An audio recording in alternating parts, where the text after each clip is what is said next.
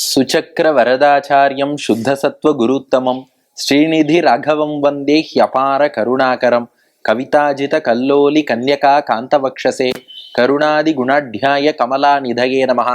ஸ்ரீ சங்கரா தொலைக்காட்சி நேயர்களுக்கு நமஸ்காரம். புன்னகை ராமாயணம் சுந்தர ஸ்பந்தத்தின் 50வது ஸ்லோகத்தை இன்றைய தினம் நாம் காண உள்ளோம். இப்ப ராமபிரான் சீதையிட்ட சொன்னானா, அதெல்லாம் சரிம்மா, ஹனுமான் நெருப்பு வச்சு இலங்கை எல்லாம் எரித்தான், உன் இடம் மட்டும் எரியல, எல்லாம் ஹனுமானுடைய பிரபாவம்னு நீ சொல்ற, உன்னுடைய பிரபாவம்னு அவன் சொல்றான்.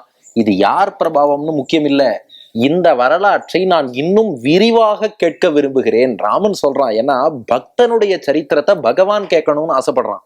எப்படி பகவானுடைய சரித்திரத்தை பக்தர்களாகிய நாம ஆசையோடு கேட்போமோ, அது போல பக்தனுடைய ஒரு வரலாறு, பக்தன் செய்த சாகசம்னா அத பகவான் ஆசையோடு கேட்பான். அதனால ராமன் சீதையிட்ட சொன்னானா, பாரு, ஹனுமான் எப்படியும் அவன் வாயால சொல்ல மாட்டான், அவன் எப்படி இலங்கைக்கு தீ வைத்தான்ங்கிறத நீ விரிவா சொல்லு, நான் கேட்கிறேன்னா.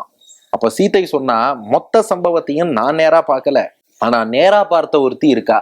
அவள் யாருன்னா விபீஷணனுடைய மனைவி சரமா.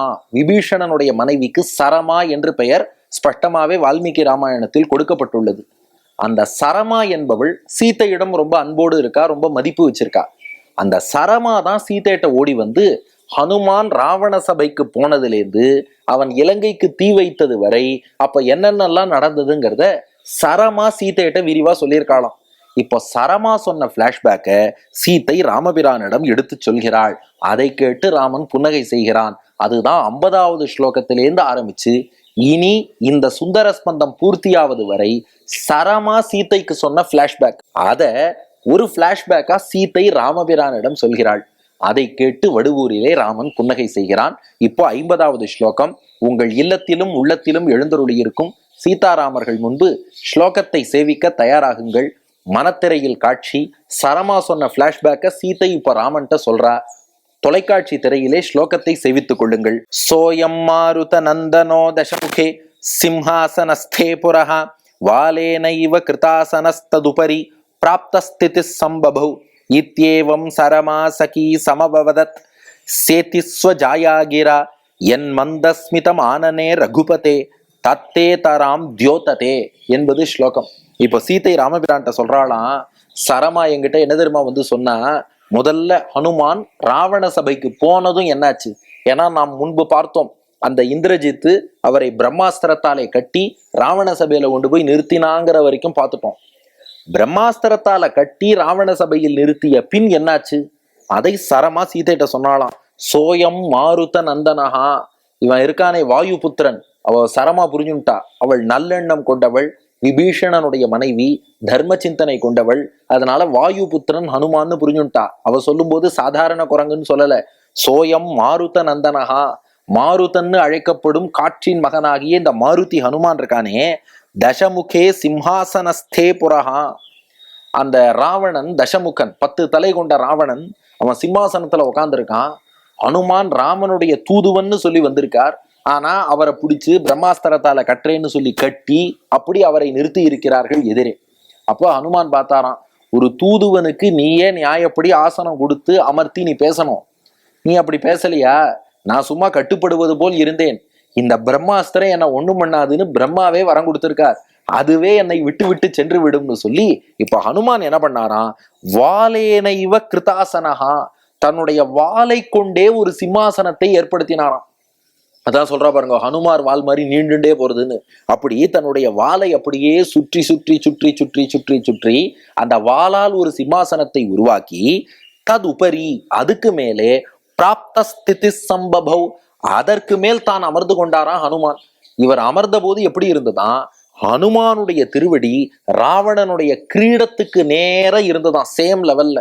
அப்போ ராவணனே பெரிய சிம்மாசனத்துல நவகிரகங்களையும் படிகளா போட்டு அதுக்கு மேல ஒரு ஆசனத்துல ராவணன் உட்கார்ந்துருக்கான்னா, தன்னுடைய வாளை கொண்டே ஒரு சிம்மாசனத்தை வாளை சுத்தி சுத்தி சுத்தி சுத்தி சுத்தி சுத்தி கான்சென்ட்ரிக் சர்க்கிள்ஸா சுத்தி அதற்கு மேல ஹனுமான் அமர்கிறார். தன்னுடைய திருவடியானது ராவணனுடைய தலைக்கு சம அளவில் இருக்கும்படியாக அந்த ஆசனத்தை அமைத்து மேலே அமர்ந்தார்.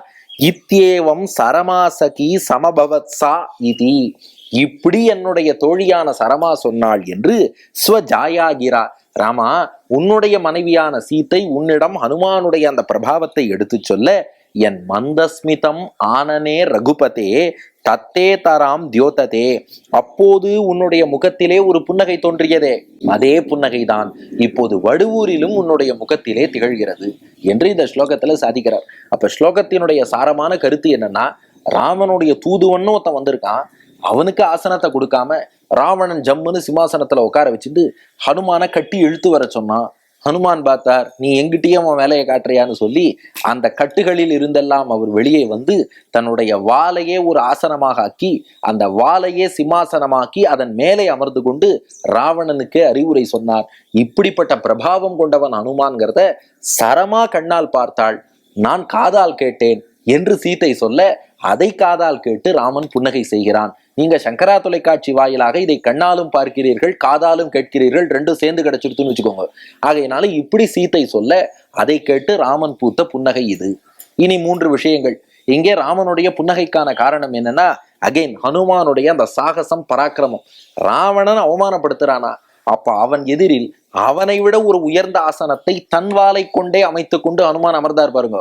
அதை அந்த ஹனுமானுடைய அந்த செயலை, பராக்கிரமத்தை எண்ணி ராமன் புன்னகை செய்தான். இது புன்னகைக்கான காரணம். 2, இது காட்டக்கூடிய ஹனுமானுடைய குணம் என்ன அப்படின்னா, யார் பணிவோடு இருக்கிறாளோ அவள்கிட்ட ஹனுமானும் பணிவோடு இருப்பார். ஆனா ராவணன் மாதிரி அராஜகம் பண்றான்னா அந்த இடத்துல தன் மரியாதையை விட்டு கொடுக்க மாட்டார். ஏன்னா ராமதூதன்னு வந்திருக்கார். அப்ப இந்த தூதனை அவன் அவமானப்படுத்துறான்னா அது ராமனுக்கே அவமானம். அதனாலதான் உயர்ந்த ஆசனத்தை போட்டுக்கொண்டு அமர்ந்து காமிச்சார். அதுலயும் நம்ம வாழ்க்கைக்கும் பெரிய தத்துவம் காட்டுறார். யாராவது ஒருத்தர் நம்மை அவமானப்படுத்தினாலோ, உனக்கு இந்த ஆற்றல் இல்லை அது இல்லைன்னு சொன்னாலோ, இன்னொருத்தரை நம்பி நாம பிழைக்க கூடாது. நம்ம சொந்த காலால முன்னேறி காட்டணும். அதனாலதான் சொந்த வாளால உயர்ந்து காமிச்சார். நான் சொந்த வாளால் உயர்ந்து காட்டியது போல நீங்கள் சொந்த காலால் உயர்ந்து காட்டி யாரெல்லாம் நம்மளை அப்படி கீழே தாழ்ச்சியாக நினைத்து பார்க்கிறார்களோ அவ முன்னாடி சொந்த முயற்சியால் நாம் உயர்ந்து காட்ட வேண்டும் என்பதை கூட இந்த வாளை சிம்மாசனமாக்கி அமர்ந்ததன் மூலமாக ஹனுமான் காட்டிட்டார். இனி இந்த புன்னகையை ரசிக்கும் நம்ம நேயர்களுக்கெல்லாம் என்ன பலன்னா, வாழ்க்கையில மேல மேல மேல உயர்ந்து பெரிய பதவிகளை எல்லாம் அடைவதற்கு ஹனுமானையும் சீதாராமர்களையும் வணங்கி வாருங்கள் இந்த ஸ்லோகத்தை சேவித்தால் வாழ்க்கையில் உயர்ந்து கொண்டே போகலாம். பல பதவிகள் நம்மை தேடி வரும். வாங்க ஸ்லோகத்தை சேவிப்போம். சோயம் மாருத நந்தனோ தசமுகே சிம்ஹாசனஸ்தே புரஹ வாலேனைவ கிருதாசனஸ்ததுபரி பிராப்தஸ்திதி சம்பபௌ இத்யேவம் சரமா சகி சமவதத் சேத்திஸ்வ ஜாயாகிரா என் மந்தஸ்மிதம் ஆனனே ரகுபதே தத்தே தராம் தியோததே என்ற இந்த ஸ்லோகத்தை சொல்லுவோம். உயர் பதவிகள் தேடி வரும். நன்றி, வணக்கம்.